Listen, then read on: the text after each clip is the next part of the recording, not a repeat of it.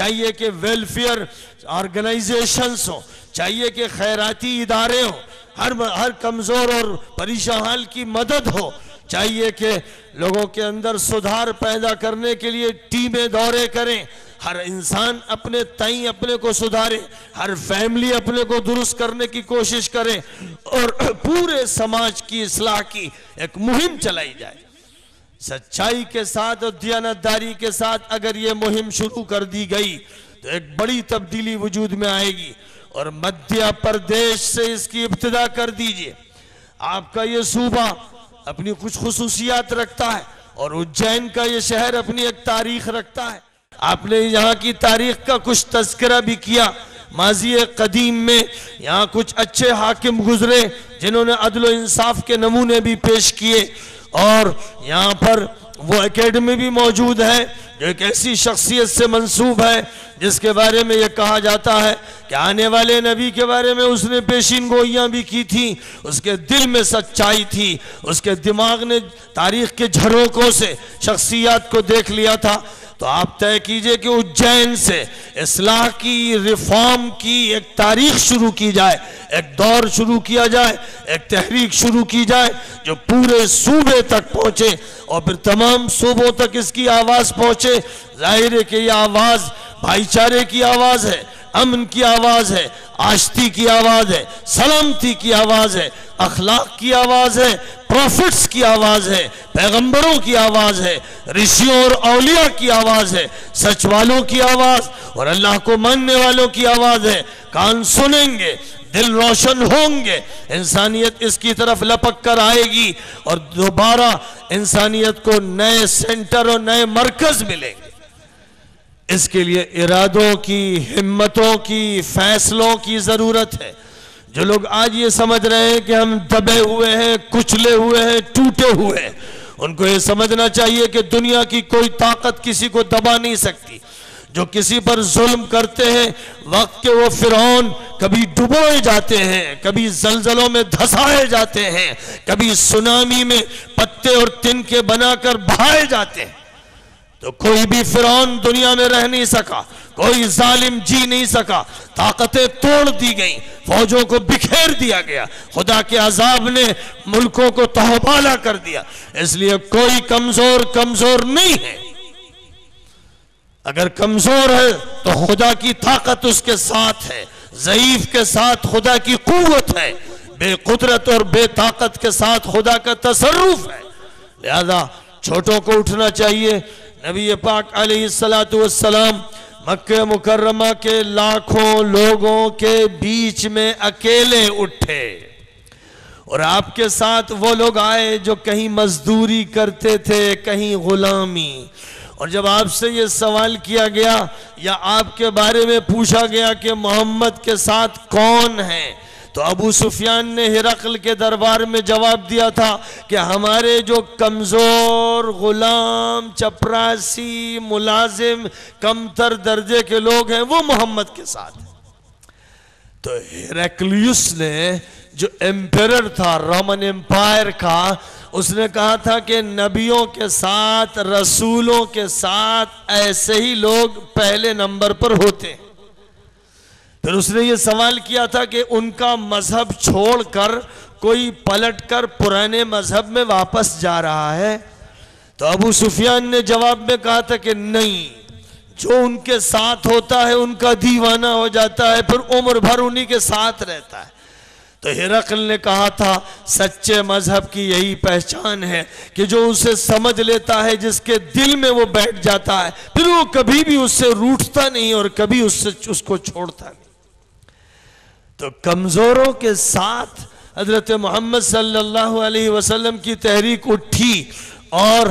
13 سال مکہ مکرمہ میں گزر گئے، 1000، 1500، 2000 آدمی تیار ہوئے ہوں گے، اور پھر مدینہ ہجرت کرنی پڑی، اور وہاں سے دوبارہ ایک نیا دور شروع ہوا جس نے مکہ کو پھر آپ کے قدموں میں ڈال دیا۔ تو اے مسلمانوں، اگر کمزور ہو اور اقلیت میں ہو تو نبی سے زیادہ قریب ہو، جس کا مطلب یہ ہے کہ تحریک کا وقت آ گیا ہے۔ جس کا مطلب یہ ہے کہ اب کمزوروں کی تحریک اٹھے گی، اور کمزوروں کی تحریک وقت کے فرعونوں کو ہمیشہ ختم کرتی رہی۔ اور اللہ تعالیٰ نے قرآن پاک میں فرمایا موسیٰ علیہ السلام کے قصے کو شروع کرنے سے پہلے وَنُرِيدُ أَن نَّمُنَّ عَلَى الَّذِينَ اسْتُضْعِفُوا فِي الْأَرْضِ فَنَجْعَلَهُمْ أَئِمَّةً وَنَجْعَلَهُمُ الْوَارِثِينَ۔ فرمایا کہ جن کو دبایا گیا ہے، کچلا گیا ہے، کمزور کیا گیا ہے، غلام بنایا گیا ہے، ہمارا یہ فیصلہ ہے، اللہ کہہ رہا ہے ہمارا یہ فیصلہ ہے کہ اب ہم ان کو طاقت دے کر ملک کا حاکم بنا دیں گے، وراثت ان کے ہاتھ میں دے دیں گے، ہم نے اب یہ فیصلہ کیا ہے۔ موسیٰ اور موسیٰ کی قوم کو اب ہم گدی پہ بٹھانے جا رہے ہیں، اور فرعون اور اس کی قبطی قوم کو زوال کا شکار کرنے جا رہے ہیں۔ یہ بات کہی گئی اور اس کے بعد دنیا نے دیکھ لیا کہ بحر احمر کی مغربی آبنائے میں حضرت موسیٰ اپنی قوم کے ساتھ چوڑے چکلے راستوں سے گزرتے چلے جا رہے ہیں، اور جب فرعون نے اپنے لاؤ لشکر کو لے کر اس راستے پر قدم رکھا تو پانی کی طغیانی اپنی شدت پر آ گئی، اور موجوں کے تھپیڑوں نے فرعون کو مارنا شروع کیا، اور فرعون چیخ کر کہنے لگا اے اللہ میں نے تجھے مان لیا، تیری طاقت مان لی۔ تو اللہ نے کہا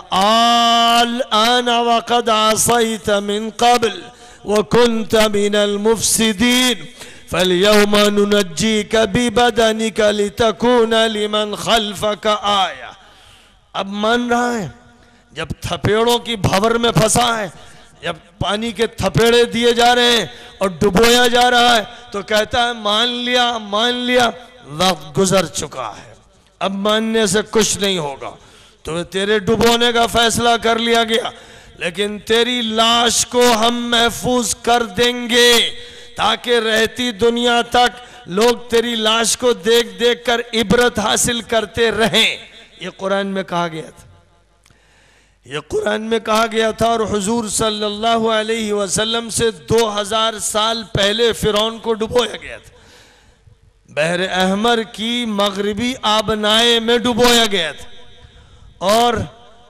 2000 سال پہلے قرآن میں 2000 سال اس واقعے کے بعد قرآن میں یہ بات کہی گئی، اور اب سے 1400 سال پہلے کہا گیا تھا کہ ہم فرعون کی لاش کو محفوظ رکھیں گے۔ آج کیرو کے میوزیم میں فرعون کی لاش مومیائی کی ہوئی محفوظ ہے، پوری دنیا کے ٹورسٹ فرعون کی لاش دیکھنے آتے ہیں، اور 100 پاؤنڈ ٹکٹ لگا ہوا ہے، ٹکٹ کے پیسے دیتے ہیں اور فرعون کی لاش دیکھتے ہیں، کرسچنز بھی اور جیوز بھی، کیونکہ بیبلیکل لٹریچر میں بھی فرعون کے ڈبونے کا تذکرہ ہے، قرآن میں بھی فرعون کے ڈبوئے جانے کا تذکرہ ہے، اور قرآن میں یہ نئی بات ہے کہ ہم تیری لاش محفوظ رکھیں گے۔ بیبلیکل لٹریچر میں یہ نہیں ہے، لیکن فرانس کی ایک تحقیقاتی ٹیم نے مومیائی کی پرتوں پر ریسرچ کیا، اور ریسرچ سے یہ ثابت ہو گیا کہ بحر احمر کے سمندر کے نمکین پانی کی پرتیں آج بھی مومیائی چادر پہ لپٹی ہوئی ہیں۔ یہی وہ فرعون ہے جس نے موسیٰ کو ستایا اور بنی اسرائیل کو ستایا تھا، اسی کی لاش کیرو کے میوزیم میں محفوظ ہے۔ تو اللہ نے جو بات فرمائی تھی دنیا دیکھ رہی ہے، آج بھی جو فرعون بنے ہوئے ہیں یہ بھی ہٹا دیے جائیں گے، آج بھی جو ظلم کر رہے ہیں دنیا میں نہیں رہیں گے،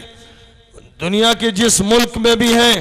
ایک مدت کے بعد ان کو چلتا کر دیا جائے گا اور بھیانک موت دی جائے گی، خدا کی سزا ان پر مسلط ہوگی، سزا اللہ کی انتظار کر رہی ہے، انتظار بش کا ہو رہا ہے، اس کو سزا ملنے والی ہے۔ اور اسی طرح جتنے بھی حاکم ظالم ہیں، اگر اوباما کی نیت بھی خراب ہے اور وہ بھی اسی کے نقش قدم پر ہے اور اس نے بھی اسی ظلم کو دہرایا ہے تو اس کا بھی یہی حشر ہوگا۔ اور ہندوستان میں جو ظالم ہیں، ظلم کرتے کر رہے ہیں، ان کا بھی یہی حشر ہوگا. خدا کی طاقت ان کو توڑ دے گی, ان کی لاشیں سڑ جائیں گی, خدا کے فرشتے ان کی جانیں لے لیں گے اور ان کی طاقت اور اقتدار کو ختم کر کے چھوڑ دیں گے. ان کی اولاد برباد ہو جائے گی, ان کے کاروبار تباہ ہو جائیں گے, ان کے مارکیٹ میں آگ لگ جائے گی, وہ اس دنیا میں پنپ نہیں سکیں گے. اس دنیا میں وہی پنپے گا جو عدل و انصاف کی بات کرے گا اور عدل و انصاف کی دعوت دے گا, جو انسانیت کا علمبردار ہوگا اور مانوتا کی خدمت کے لیے آگے بڑھ کر اس ملک کو سنبھالنے اور اس کو سنوارنے کا کام انجام دے گا. یہ ذمہ داری مسلمانوں پر ہے, اس لیے کہ مسلمان آخری نبی کے امتی, آخری کتاب کے حامل, آخری شریعت کے علمبردار اور پوری انسانیت کا علاج اور پوری انسانیت کو درست کرنے اور سدھارنے کی ذمہ داری اللہ کی طرف سے لے کر آئیں. اس لیے ان کو چاہیے کہ وہ اٹھیں اور تیار ہوں اور کام کا بیڑا ہاتھ میں لے کر آگے بڑھیں اور سب کو صدا دیں اور یہ کہیں کہ ہم رحمت کے فرشتے ہیں, ہم رحمت للعالمین کی امت ہیں, ہم رب العالمین کے بندے ہیں. اے لوگو,